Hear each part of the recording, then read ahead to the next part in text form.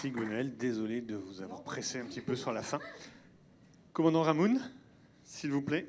On va terminer cette session par une présentation des pratiques du port de Tanger Med. Bonjour à toutes et à tous.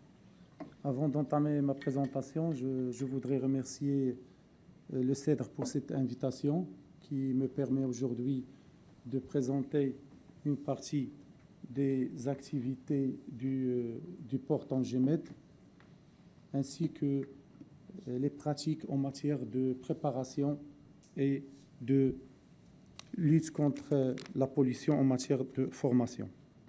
Le complexe portuaire Tanger Med est un complexe portuaire, mais également logistique et industriel.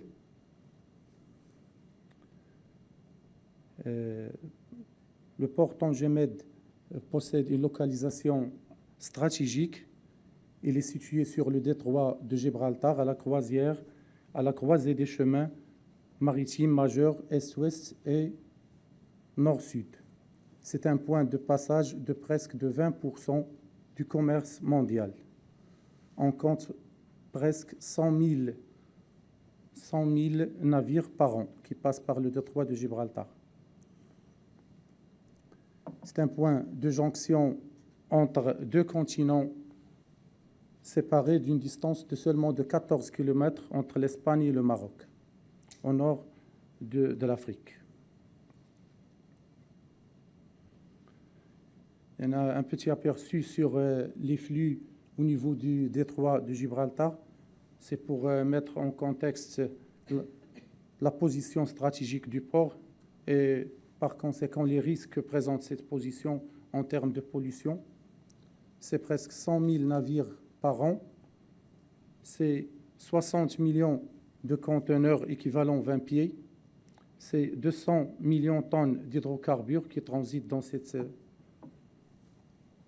position stratégique. Et on parle aussi de 6 millions de passagers qui transitent entre le Maroc et l'Espagne par an.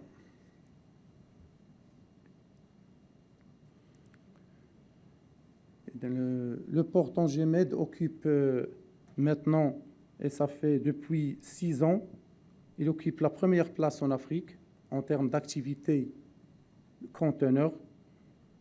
Il occupe également la première place sur le bassin méditerranéen depuis 3 ans, toujours en matière d'activité conteneurs. Il est actuellement le 23e plateforme portuaire sur 500 ports dans le monde. Il s'agit d'un classement Alpha Liner qui est spécialisé en termes de statistiques et de database en termes de flux de conteneurs et de lignes maritimes. Comme vous voyez, le port Tanger Med, il est lié à l'ensemble des continents. Il a des connexions maritimes avec plus de 180 ports partout dans le monde, 70 pays et 5 continents.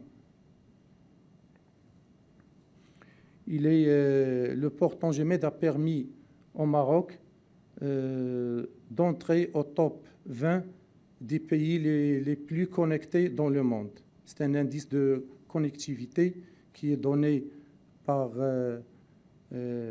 une agence européenne et qui place le Maroc sur le top 20 des pays les plus connectés. Il y a un aperçu sur les activités portuaires en 2020. Le port a réalisé à peu près 108 millions de tonnes en termes de capacité globale de trafic, avec 6% d'évolution, dont 7,6 millions de conteneurs équivalents 20 pieds, avec une croissance de 6% par rapport à l'année dernière. Le port Tanger Med aussi, c'est une plateforme de passage des camions TIR, des camions de transport international routier vers l'Espagne, généralement. On a fait l'année dernière presque 460 000 camions. Après une baisse du trafic due à la pandémie, on a réalisé plus 13% d'évolution. Il y a le port Tangemed, il y a aussi un port passager. Il y a beaucoup de flux de véhicules, de passagers et de véhicules. On a réalisé l'année dernière presque 480 000 véhicules. Le port aussi dispose de 3 postes d'hydrocarbures. On fait la manutention et le transbordement. On a fait l'année dernière presque 9,3 millions de tonnes de vrac liquide, hydrocarbures et GPL. Et en vrac solide, à peu près 404 000 tonnes. Passagers, presque, ils ont transité à peu près 2 71 000, avec un total des escales de presque 14 400 escales par an, l'équivalent de presque de 400 à 350 escales par jour, presque 35 à 40 escales par jour. Je reviens vers la partie qui nous intéresse concernant les pratiques en termes de formation et d'exercice au niveau du port Tangemed. C'est la densité du trafic que j'ai évoqué auparavant. Il s'agit d'un passage très pris par les navires, 100 000 par an. C'est une image AIS qui présente le trafic maritime au niveau du détroit de Gibraltar. On voit la partie haute de la photo les ports de Gibraltar et le port d'Algeciras. On est connecté qui sont connectés au port de Tangemed. Donc, les spécificités de la lutte contre la pollution au détroit de Gibraltar, elle est due à la position géographique du port, avec un fort trafic maritime, important courant. Il y a un important courant de marée dans cette partie qui est un peu serrée. Il y a une position en zone spéciale qui est la Méditerranée. Dans cette situation implique bien sûr des risques qui sont soit des pollutions accidentelles du plan d'eau au niveau des bassins du port et qui vont par la suite s'étendre vers des zones maritimes à l'extérieur, d'où la nécessité d'une intervention efficace et rapide. Il y a aussi le risque qui vient de ce trafic qui est dense et qui peut facilement, suite à une pollution, dériver vers les bassins du port et impacter l'exploitation du port. En réponse à ces menaces, l'autorité portuaire Tangemed a mis en place le plan de prévention et de lutte contre les pollutions marines accidentelles qu'on a élaboré depuis le démarrage du port, notamment avec le CEDRE, avec le soutien du CEDRE. Juste un petit rappel sur quelques dispositions des conventions internationales, notamment la Convention sur la préparation et la lutte et la coopération en matière de pollution, qui exige l'élaboration d'un programme d'exercice destiné aux organisations chargées de la lutte contre la pollution, et aussi un programme pour la formation du personnel qui est chargé de l'intervention. Dans le même cadre, pour tout ce qui est formation, l'OMI a élaboré des cours de formation dites cours type qui permet de couvrir tous les aspects relatifs à la planification, à la gestion de crise et les opérations de lutte et de déversement d'hydrocarbures. Dans ces modules de formation, portent sur 3 niveaux, tout ce qui est personnel d'exploitation niveau 1, qu'on assure avec le CEDRE à travers des visites annuelles et organisation des exercices pour notre personnel opérationnel d'exploitation qui fait l'intervention sur le terrain. Il y a aussi le niveau 2, c'est le niveau des superviseurs et commandants sur place, et le niveau 3 pour les cadres supérieurs concernant la gestion de crise. Il y a aussi le protocole OPERS HNS qui concerne les matières, les substances nocives potentiellement dangereuses, et avec des exigences en termes de formation et en termes de programme des exercices, avec également 2 niveaux de formation, un niveau opérationnel et un niveau cadre. Donc, pour l'expérience du port Tangemed ou les pratiques, TMPA ou la Tangemed Ports Authority, on voit régulièrement ces officiers de port au CEDRE pour recevoir les formations catalogues organisées chaque année en matière de lutte contre les pollutions accidentelles par hydrocarbures en mer et en littoral, niveau OMI 2, et principes d'intervention en mer pour des pollutions chimiques en niveau opérationnel. Aussi pour les formations de gestion de crise avec niveau OMI 3. Plus de 12 officiers jusqu'ici ont déjà fait le déplacement à Brest pour bénéficier de ce type de formation. Autres officiers sont planifiés pour cette année et les années à venir, après une trêve due à la pandémie de Covid-19. Ce type de formation constitue bien sûr, en plus, ce sont des belles opportunités pour conforter les échanges, renforcer le réseau professionnel de nos cadres et nos officiers. Bien sûr, la formation et l'entraînement des équipes de gestion de crise et de lutte sur le terrain constituent la meilleure façon pour renforcer la capacité de réponse globale du port. Des exercices sont régulièrement organisés afin d'améliorer le savoir-faire et les compétences de nos équipes d'intervention. On prépare un programme annuel des exercices de formation du personnel avec plusieurs situations d'urgence concernant l'incendie, des explosions, mais notamment des situations d'urgence relatives à la pollution, soit par hydrocarbures ou par des produits chimiques. On essaie de tenir 2 exercices avec formation des équipes d'intervention en présence des équipes de CEDRE. Il s'agit d'une visite des équipes de CEDRE annuelle avec l'organisation de 2 exercices majeurs, avec formation de nos équipes opérationnelles.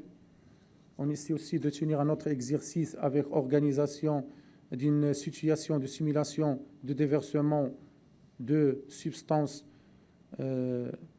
nocives potentiellement dangereuses, produits chimiques ou autres.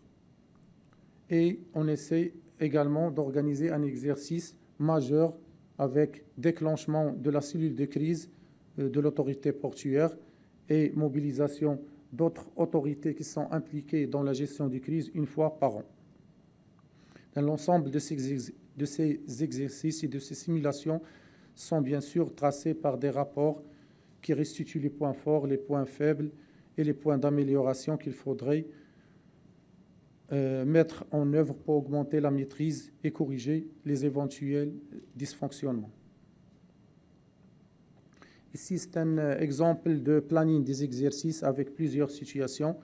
On essaie d'organiser les exercices avec les opérateurs et les concessionnaires qui sont installés au port, puisque plusieurs activités, notamment l'activité conteneur et l'activité hydrocarbures, sont concédées à des grands opérateurs reconnus. Et on essaie d'organiser ces exercices avec eux pour effectivement savoir leur niveau de préparation, et aussi passer au niveau 2 par l'intervention de nos équipes et de nos moyens.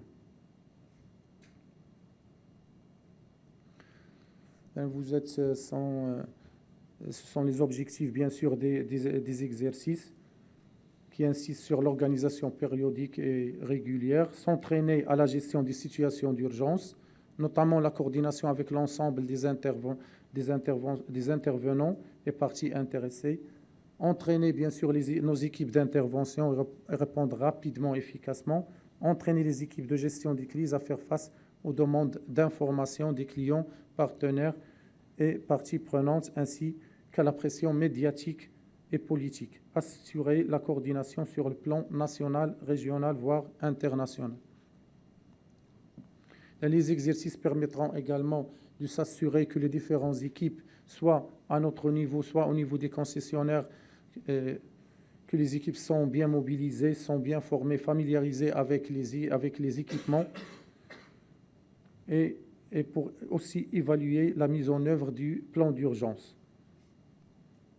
Parce que même les concessionnaires, l'autorité portuaire, il a son plan d'urgence portuaire, mais également les concessionnaires, ils ont leur POI, et dans ce POI, il y a aussi cette gestion des incidents, des accidents relatifs à des pollutions. Tester également les exercices, ils vont nous permettre également de tester les communications, la coordination, la disponibilité de ressources et les capacités d'intervention, et de connaître également nos limites, les limites d'utilisation des équipements. C'est un exemple d'exercice organisé en 2014. C'est un exercice intitulé Simulex. C'est un exercice national qui est organisé selon les dispositions, les préconisations du plan d'urgence national marocain, et qui stipule une fois par 2 ans un exercice grandeur nature avec déclenchement de la cellule de crise nationale.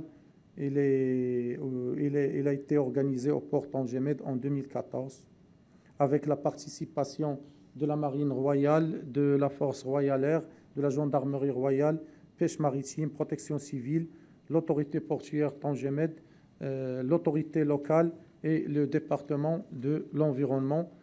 Cet exercice a connu également la participation de participants étrangers, notamment les pays de l'initiative de France 5+5, Tunisie, Algérie, Espagne, France, Italie, Libye, Mauritanie, Portugal et Malte. L'autorité port dispose d'une application de gestion de crise. Il s'agit d'une application qui est développée en interne pour faciliter la communication et permettre les échanges d'informations en temps réel entre les différentes cellules et entités de gestion de crise. Il permet aussi de donner des rapports et de consolider et tracer les actions décidées, les actions mises en œuvre et la planification. Le port dispose d'une convention d'assistance technique avec le CEDRE depuis le démarrage du port. La convention couvre bien sûr la partie relative à l'assistance à l'intervention en trois niveaux, soit par assistance téléphonique, soit sur site, même après intervention pour l'aspect relatif à pour tout ce qui est reconsidération de la partie environnementale. Ici, ce sont des bonnes pratiques, je passe ici. Pour déployer, pour faire ces opérations de lutte sur le terrain, on dispose d'une équipe de sécurité et de lutte contre les sinistres qui fait tout ce qui est intervention dans le port. C'est une équipe dédiée et la partie qui est relative à la lutte fait partie de leur mission. On dispose à l'intérieur du port de presque de 70 agents de sécurité avec beaucoup de matériel d'intervention. Ici, c'est un petit organigramme de l'organisation de notre département, avec un département KSE, un département de sûreté, et moi je suis à la tête de la département sécurité intervention avec des responsables sécurité, matières dangereuses, pollution, et avec notre équipe d'intervention sur le terrain. Nous disposons bien sûr d'équipements de lutte, récupération, de stockage et de transport, de nettoyage. Ici, je reviens à certaines photos de simulation de certains exercices déjà récemment organisés. C'est un exercice qui a été organisé avec le CEDRE dans la zone de mouillage du port Tangemed en simulant une pollution d'hydrocarbures qui vient de la barge Marpol de collecte des hydrocarbures, des déchets hydrocarburés du port. On a fait une simulation pour ceinturer la barge et on a mobilisé le barrage et autres équipements d'intervention. C'est des exemples des exercices ici. Sur un môle car-carrière, le port ici dispose d'un quai pour les car-carrières, pour l'import des voitures Renault qui sont juste à côté. Il y a une usine de Renault. Il y a deux postes au port pour l'export des voitures Renault. Ici, une simulation d'une fuite d'hydrocarbures à partir d'un navire pétrolier. Toujours juste des photos pour avoir une idée sur... C'est une simulation d'une récupération dynamique avec utilisation de tangons et barrages absorbants au niveau du bassin. Là, c'est un exercice pour ceinturer un navire pétrolier. Et merci pour votre attention.